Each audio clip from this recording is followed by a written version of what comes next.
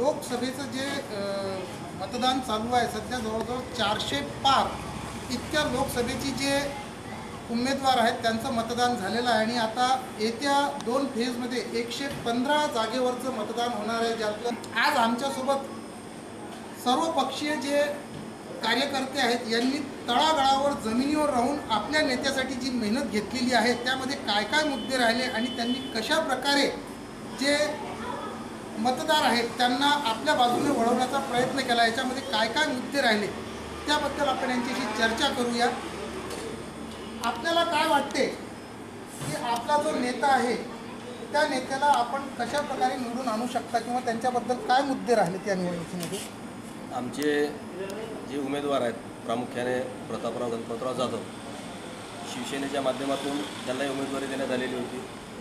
महत्त्वाचा फॅक्टर जर पाहिला तर मी राष्ट्रवादी काँग्रेस पक्षामध्ये काम करतो. पक्ष स्थापनेपासून मी त्यामध्ये काम करतो आहे. 2019च्या निवडणुकीमध्ये जर आपण पाहिलं तर त्यामध्ये डॉक्टर राजेंद्र शिंगणे हे स्वतः प्रतापराव जाधव यांच्या विरोधात त्या ठिकाणी त्यांनी निवडणूक लढवली होती आणि त्यामध्ये 3,88,000 मतं त्यांनी मिळवली होती. आज रोजी स्वतः शिंदेसाहेब राष्ट्रवादी काँग्रेस पक्षाच्या माध्यमातून या महायुतीचा एक घटक बनलेले आहेत. त्यामुळे तो सुद्धा एक फॅक्टर आम्ही लोकांना समजावून सांगितला.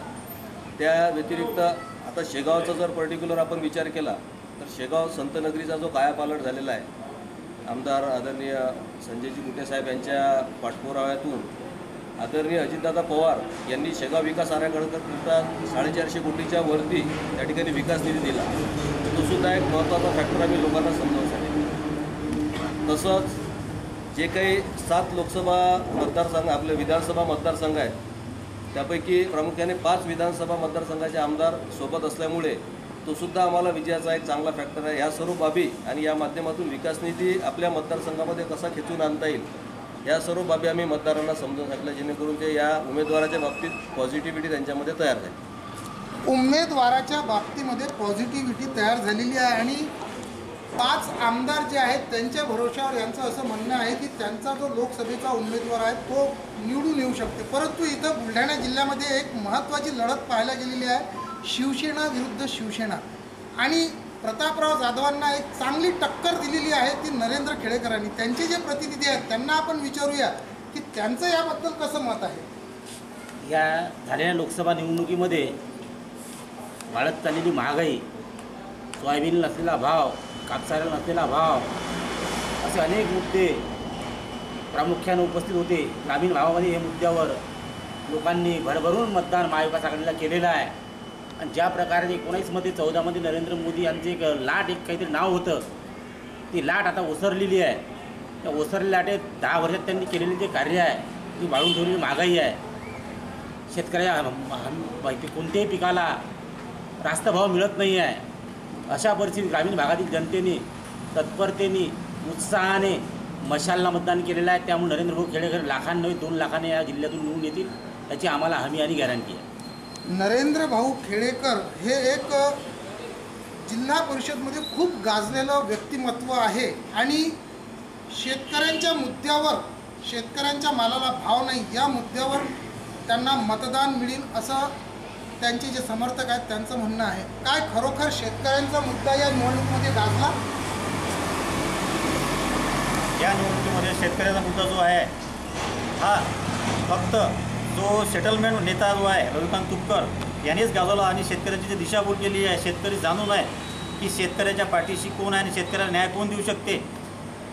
ज्या बाबतीत आता आघाडीचा विषय जो केला नरेंद्र खेडेकरांचा, त्यांच्या पाठीचे जे आज जाणता राजा म्हणतात त्या महाराष्ट्राचे ते कृषी मंत्री या देशाचे 15 वर्ष असताना त्यांनी काय केलेलं आहे हे सर्व जनता जाणते.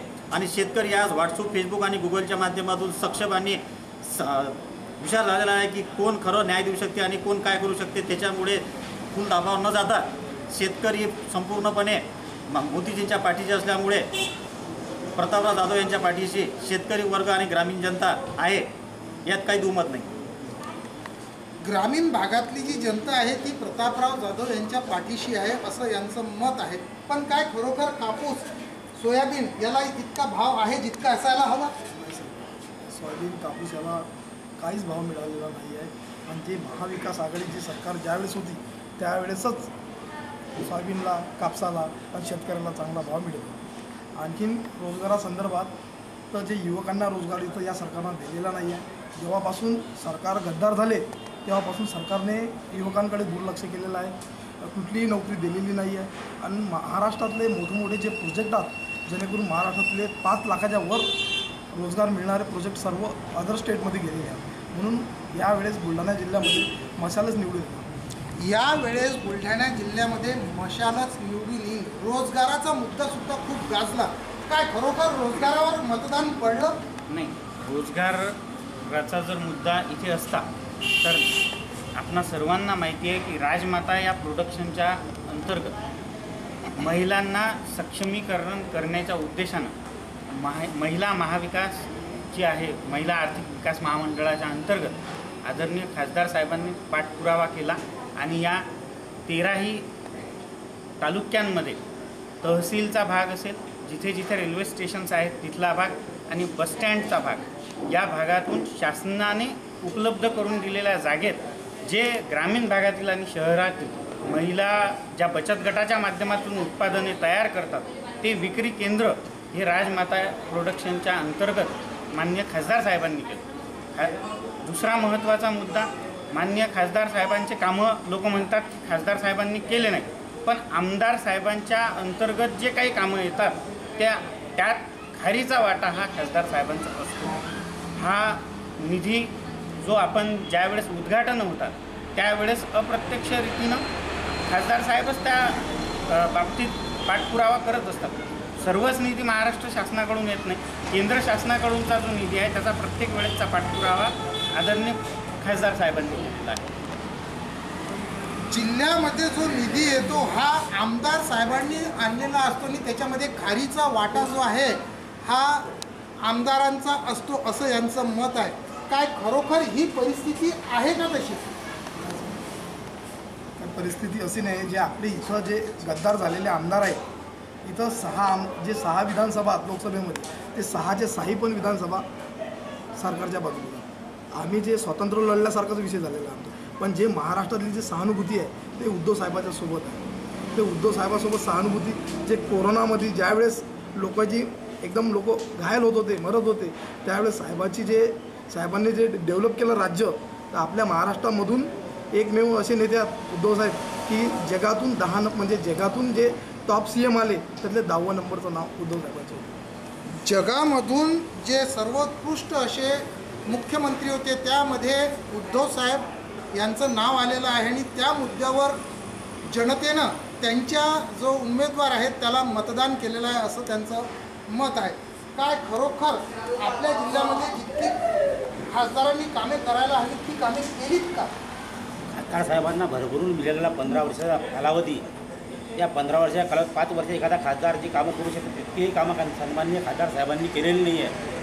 आणि उरला विषय खासदार साहेबांच्या कामाचा न करण्याचा ज्या पद्धतीने मागील या 2 वर्षामध्ये 1.5 वर्षामध्ये महाविकास आघाडी महायुती सरकार स्थापन झालेलं आहे, कशाप्रकारे प्रोजेक्ट महाराष्ट्राच्या बाहेर जात आहेत, कशाप्रकारे महाराष्ट्रावर अन्याय, मराठी माणसावर अन्याय होत आहे, या सर्व पार्श्वभूमीवर खासदारांनी केलेली पक्षासोबत बेईमानी या जिल्ह्यातील शिवसैनिकांना प्रामुख्याने मराठी माणसांना ही रुचलेली नाही आहे.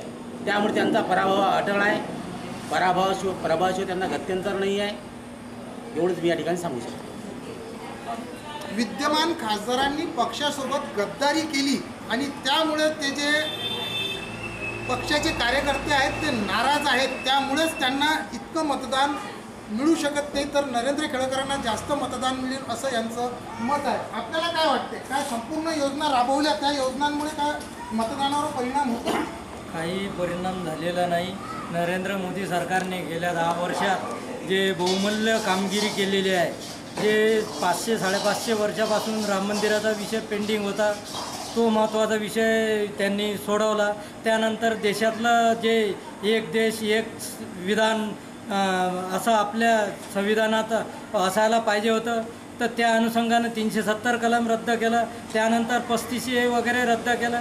आणि महत्त्वाचं म्हणजे या देशातील महिला आहे, आर्थिक कणा आहे, त्या अनुषंगानं त्या महिलांना आर्थिक सक्षम करण्याच्या हिशोबानं बचत गटाच्या माध्यमातून विविध उपक्रम या देशातील सरकारने राबवले. महिलांना आर्थिक प्रवाहात आणण्याच्या दृष्टीनातून प्रधानमंत्री जनधन योजनेच्या माध्यमातून लाखो महिलांना त्यांना त्यांचे मुख्य आर्थिक प्रवाहात आणण्याचा प्रयत्न केलेला आहे. त्यांना त्यांच्या पायावर उभं राहण्यासाठी PM स्वनिधीच्या माध्यमातून शेकडो महिलांना रोजगार उपलब्ध, महिलांना आणि पुरुषांना रोजगार उपलब्ध करून दिलेला आहे. ज्या महिलांना आणि पुरुषांना ज्यांना 10,000 रुपयाचं कर्ज कोणी काँग्रेस सरकार देत नव्हती, त्यांना 5 लाखापासून 20 लाखपर्यंत कर्ज आज या नरेंद्र मोदी सरकारनं दिलेलं आहे. आणि प्रधानमंत्री उज्ज्वला गॅस योजनेच्या माध्यमातून सुमारे 12 कोटी महिलांना उज्ज्वला गॅसचं सुद्धा वाटप झालेलं आहे. राष्ट्रीय अन्न सुरक्षा योजनेच्या माध्यमातून 5 वर्षापासून गेल्या 10 वर्षापासून जवळपास 9 वर्षापासून या देशातील सर्व नागरिकांना मोफत अन्न पुरवठा होत आहे. अशा प्रकारे आणि युवकांना आर्थिक सक्षम करण्याच्या हिशोबाने एकीकडे उद्धव साहेब महाराष्ट्रातले उद्योग गुजरातमध्ये किंवा इतरत्र जातात, एकीकडे असा आरोप करतात आणि स्वतः रिफायनरीसारख्या मोठमोठ्या उद्योगांना विरोध करतात. एकीकडे उद्योग होऊ द्यायचा नाही आणि दुसऱ्या राज्यात गेला की त्याची ओरड करायची. अशा प्रकारे हा दुटप्पीपणा महाराष्ट्रातली जनता सहन करणार नाही. त्या अनुषंगाने देशात नरेंद्र मोदी पुन्हा सरकार यांचं येणारच आहे, याबद्दल तीळमात्र शंका. देशामध्ये नरेंद्र मोदी यांचं सरकार येणार आहे अशी तीळमात्र शंका नाही. पण काय खरोखर या ज्या केंद्राच्या योजना आहेत या योजना राबवल्या गेल्या यांचा काहीतरी परिणाम झाला का या सगळ्या मतदानावर? पहिला मुद्दा, आपल्या एवढा मोठा जळगाव मतदारसंघात जीवगाव प्रकल्पाचं काम सतत आमदार साहेबांच्या माध्यमातून त्यांनी राबवला. पण प्रतापरावच्या खासदार 3 बार टर्न झाल्यावर बी त्यांनी कुठलाच मुद्दा खासदारकीच्या ह्याच्यात मांडला नाही असं मला वाटते. आणि म्हणून आपल्या शेगावच्या जळगाव मतदारसंघातून त्यांना लीड कमी होईल आणि नरेंद्रभाऊ खेडकर यांना लीड जास्त प्रमाणात शेगावातून राहील. जो जिगाव प्रकल्प आहे हा अनेक दिवसापासून रखडलेला आहे आणि या मुद्द्यावरच शेतकरीसुद्धा सरकारपासून किंवा खासदारांपासून नाराज आहे असं यांचं मत आलेलं आहे. काय खरोखर जिगाव प्रकल्प किती जरुरी आहे? जिगाव प्रकल्प अतिशय महत्त्वाचा आहे, परंतु जरी खासदार साहेबांना लक्ष दिलं नाही दिलं हे याच्याकडे प्रत्येकाचं काही लक्ष नसते. परंतु इथले जे विद्यमान आमदार आहेत आदरणीय संजीवभाऊ कुटे यांच्या मार्गदर्शनात आम्ही स्वतःचे काम केलं, आम्ही जे जीवाचं रान केलं, त्यामुळे 100% प्रतापराव जाधव हे निवडून येतील. निश्चितच देशात नरेंद्र मोदीची सरकार 400 पार निश्चितच जाईल. कारण महत्त्वाचा मुद्दा आहे, हे जे बाकीचे जे मुद्दे झाले त्यात महत्त्वाचा मुद्दा आहे. सध्या आपण बघतो जिथं तिथं दवाखान्याची खूप आवश्यकता असते आणि त्या दवाखान्यासाठी आज कोणीही घरात करोडो रुपये तुमच्याकडे असतील, परंतु 5 लाख रुपये कोणी वेगळे ठेवत नाही. त्याच्यामुळे पंतप्रधानजींनी जे आता योजना काढलेली आहे, PMJY कार्ड जे आपण काढतो, जे आता आभा कार्ड काढलेलं आहे, प्रत्येकाच्या कुटुंबापर्यंत ते कार्ड पोचलेलं आहे. त्यामध्ये व्हाईट कार्ड असो, केसरी कार्ड असो, पिवळं कार्ड असो, 5 लाखापासून ते 10 लाखापर्यंत हे योजना प्रत्येकाच्या घरात पोचलेली आहे. त्याच्यामुळे निश्चितच लोकांना माहिती आहे कोणत्या सरकारनं कुठला फायदा केला. फक्त हाच प्रश्न नसते बेरोजगारी, शेतकरी, हा प्रश्न देशासाठी नाही. देश आपण जेव्हा खासदारकीसाठी जेव्हा निवडणुकीसाठी मतदान करतो, देश कसा मजबूत होईल हे सर्वात महत्त्वाचं असते. आणि देश मजबूत करायसाठी लोकांनी कुठलाही विचार न करता नरेंद्र मोदी यांच्या नेतृत्वावर विश्वास ठेवून 100% नरेंद्रजींनाच मतदान केलेलं आहे. 400 पार निश्चित भारतीय जनता पार्टीचा आहे.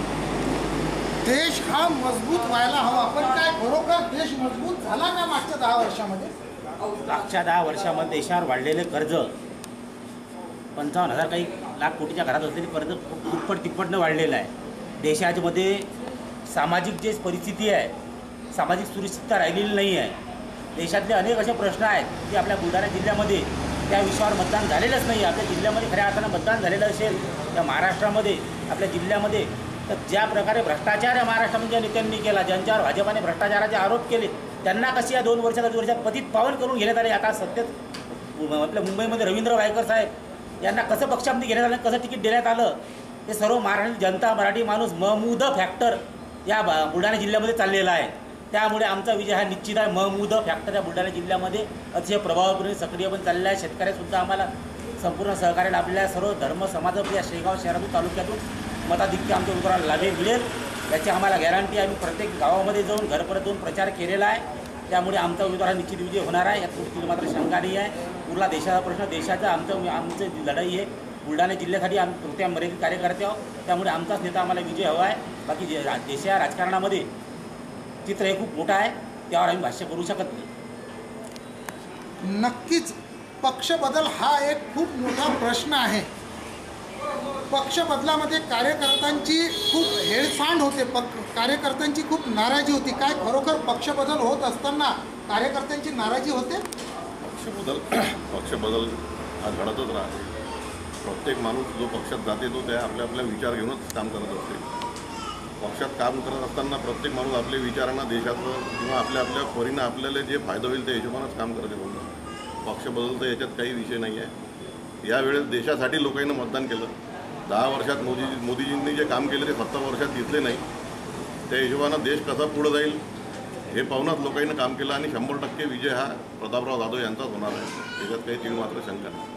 मागील 70 वर्षामध्ये कामं झाली नाहीत असं यांचं मत आहे. ते पण काय खरोखर या 10 वर्षामध्ये जे मुद्दे गाजले होते, 2014 पासून नरेंद्र मोदी जे सत्तेवर आले होते, जे मुद्दे घेऊन आले होते, काय महागाई हा मुद्दा राहिला की नाही याच्यामध्ये? महागाई या मुद्द्याला सरकार पूर्णतः बगल देत आहे.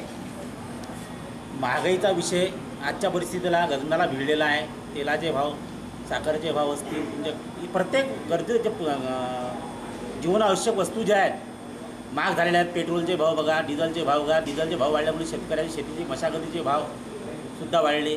अशा अनेक समस्या ग्रामीण जीवन आपण जगत असताना या महागाईमुळे उद्भवत आहेत. ज्या प्रकारे 2014मध्ये भ्रष्टाचार आणि महागाई या विषयावर मोदी सरकार सत्तेत आले, 2019 नंतर पूर्णतः या सरकारने त्या महागाई आणि भ्रष्टाचार या विषयाला बगल देत आपण बघत आहोत कशा प्रकारे रात्रीतून लोक या पक्षातून त्या पक्षात जात आहेत आणि भाजपाच्या वॉशिंग मशीनमधून धुवून निघत आहेत.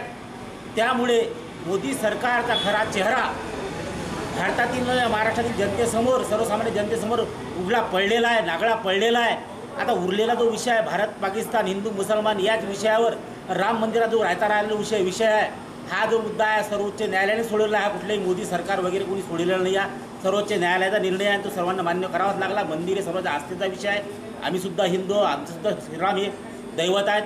आम्हीसुद्धा त्या विषयाला म्हणतो. राजकारण आणि निवडणूक आणि समाज हे विषय वेगळे आहेत. निवडणूक ही विकासाच्या दृष्टीने विकास व्हावा याकरता आपल्या देशाचं भवितव्य, युवा पिढीचं भवितव्य कशा पद्धतीने आपला देश पुढे जाऊ शकते हे निवडणुकीच्या माध्यमातून हे विषय यायला पाहिजेत. ते विषय न येता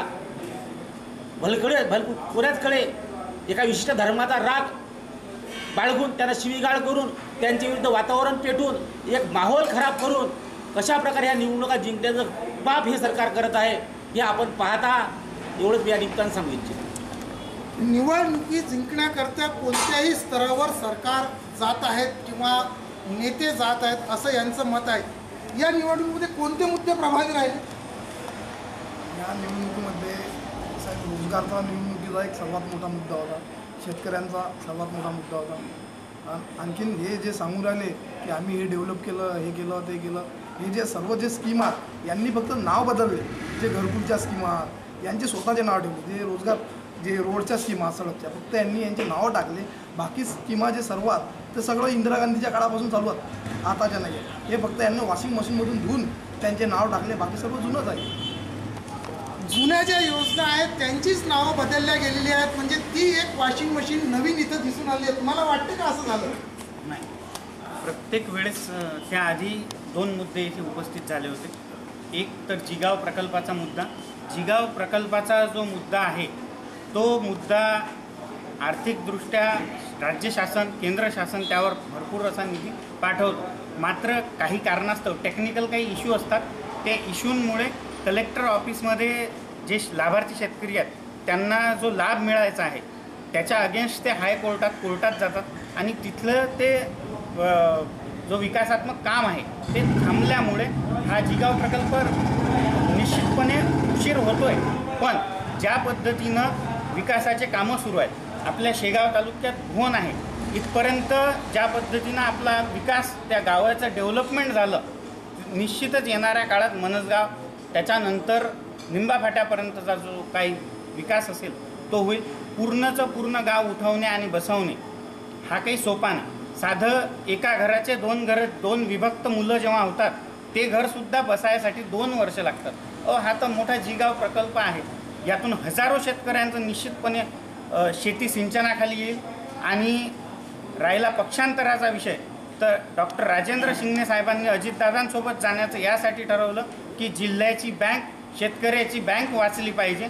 या उद्देशानं डॉक्टर राजेंद्र शिंगणे साहेबांनी निश्चितपणे पक्षबदल केला आणि त्यांचेच आम्ही कार्यकर्ते आहोत. आम्ही म्हणून त्यांच्या मागे गेलो, कारण की जिल्ह्याचा विकास आणि शेतकऱ्याचा विकास हे मुख्य मुद्दे लक्षात ठेवून डॉक्टर शिंगणे साहेबांनी अजितदादासोबत म्हणजेच निश्चितपणे महाविकास आघाडीतून महायुतीत जाऊन येणाऱ्या काळात आमच्या राष्ट्रवादी काँग्रेस पक्षानं केलेलं काम, भारतीय जनता पक्ष, सेना आणि राष्ट्रवादी तसेच मनसेचं काम हे निश्चितपणे येणाऱ्या 4 तारखेला या बुलढाणा जिल्ह्यावर प्रतापराव जाधवांचा झेंडा राहील. आणि महाराष्ट्रात एकनाथ शिंदे साहेब असतील, देवेंद्र फडणवीस असतील, आदरणीय दादा असतील, या सर्वांच्या मार्गदर्शनात आम्ही सर्व कार्यकर्त्यांनी काम केलेलं आहे. आणि 4 तारखेला विजयश्री हा श्री नरेंद्र मोदी यांचा निश्चितपणे राहील. जिगाव प्रकल्प मागील 3 दशकापासून हा पुढं झालेला. आपल्याला काय वाटते, जिगाव प्रकल्प किती वेळ लागू शकतो अजून पूर्ण व्हायला? एक 2-3 वर्षात जिगाव प्रकल्प हे पूर्ण होईल. आमदार साहेबांनी मागच्या वेळेस मंत्रालयातसुद्धा त्याच्यासाठी आंदोलन केलेलं होतं. त्याच्यानंतर आता 3,000 कोटी रुपये जवळपास आता आणले जिगाव प्रकल्पासाठी. आणि 2-3 वर्षात हे जिगाव प्रकल्प मला वाटते पूर्ण होईल आणि हरित क्रांती या मतदारसंघाची घडून येईल.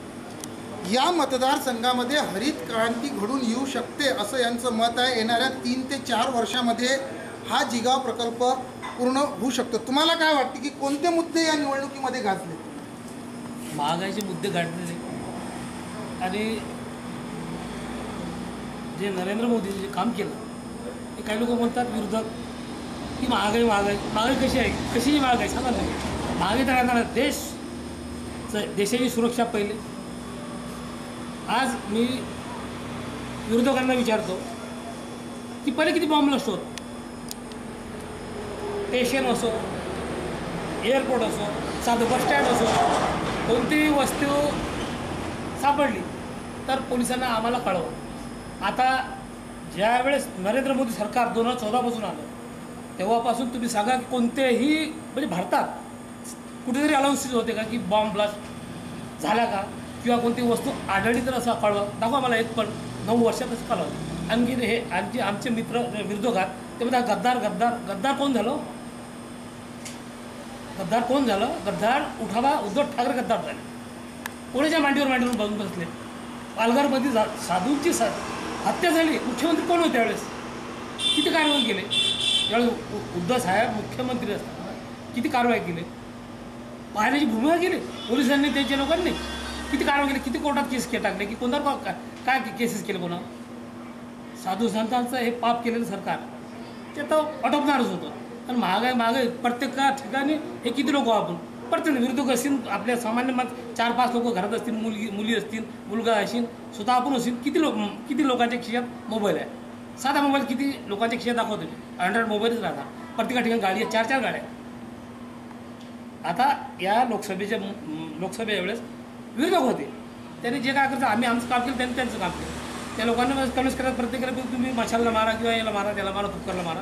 पण ते शेतकरी वर्ग होता तो म्हणजे आजपर्यंत म्हणजे आम्हाला कोणत्याही सरकारनं डायरेक्ट खात्यात PM किसान टाकलेलं नाही. हे मोदी सरकारनं टाकलं. आम्ही मोदी सरकारला मतदान करतो. त्याच्यामुळे आणि महिला कसं राहते, सायलेंट वोट असते.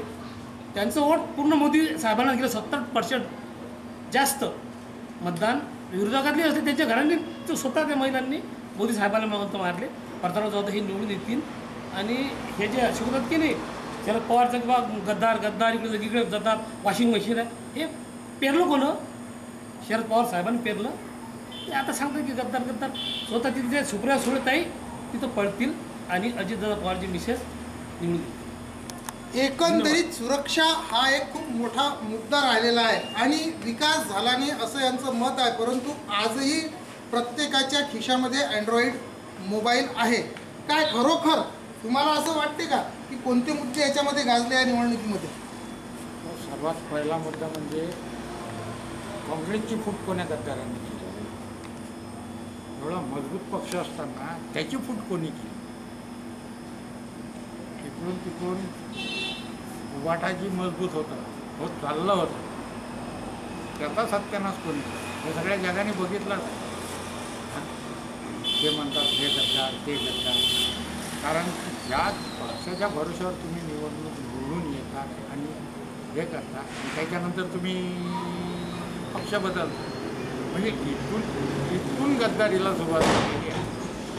मला काय गद्दार गद्दार तो तुम्ही स्वतः झाला असं मला म्हणतं. एकंदरीत मुद्दा काय गाजला या निवडणुकीमध्ये? लोकांनी मतदान कशाला केलं? मतदान तर धनुष्यबाणाला 100% झालेलं आहे आणि 100% मतदान झालं असून ठीक आहे, जरी खासदार या ठिकाणी उपस्थित नसतील ना, पण खासदाराचा जो निधी येतो तो निधी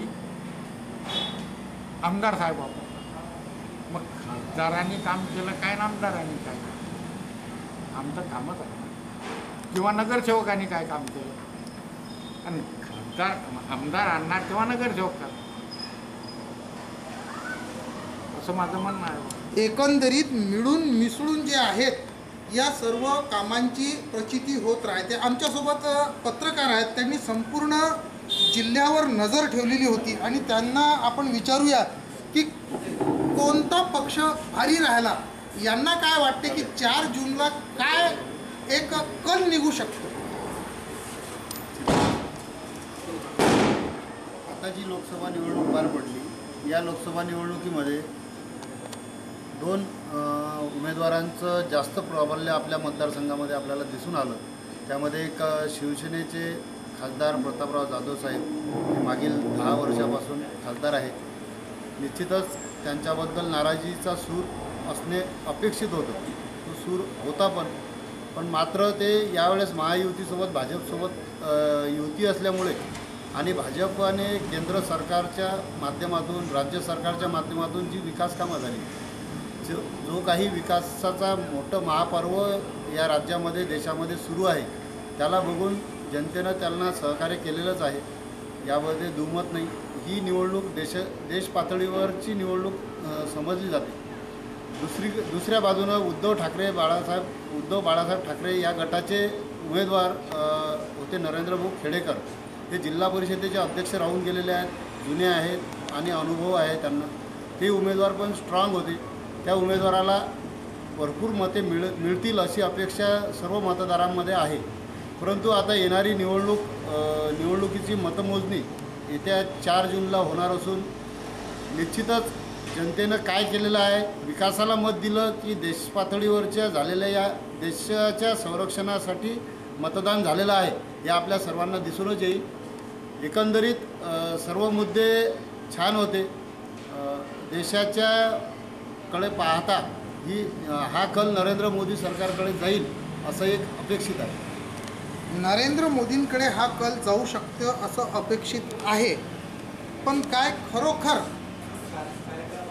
हे जे कार्यकर्ते आहेत यांनी तितकी मेहनत घेतलेली आहे, यांचं सार्थक कुठंतरी येईल का? आणि मोठ्या नेत्यांना याचं फळ कशा प्रकारे मिळते हे सुद्धा समजून घ्यावं लागत. काय खरोखर या निवडणुकीमध्ये राम मंदिर 370 असे काही मुद्दे राहिले होते का? निश्चितपणे राम मंदिर हा जवळपास सर्व हिंदूंची आस्था आहे. मी असं नाही म्हणत की विरोधक हिंदू नाही, देव हा सर्वांचा आहे. परंतु ज्या काळात विकास व्हायला पाहिजे होता राम मंदिराचा, तो झालेला नाही आणि ते काम श्री नरेंद्र मोदी, अमित शहा यांच्या नेतृत्वात झालेलं आहे. राहिला प्रश्न, भाऊ नेहमी आम्हाला म्हटलं जाते की हे गद्दार आहेत, हे गद्दार आहेत. महाविकास आघाडीचा बुलढाणा जिल्ह्याचा खासदारकीचा उमेदवाराचा जर राजकीय प्रवास पाहिला तर तो त्यांनीच सांगावा की गद्दारी काँग्रेससोबत कोण केली. आमचे नेते प्रतापराव जाधव असतील, डॉक्टर शिंगणे साहेब असतील, या दोन्ही नेत्यांचा पक्ष तोच आहे.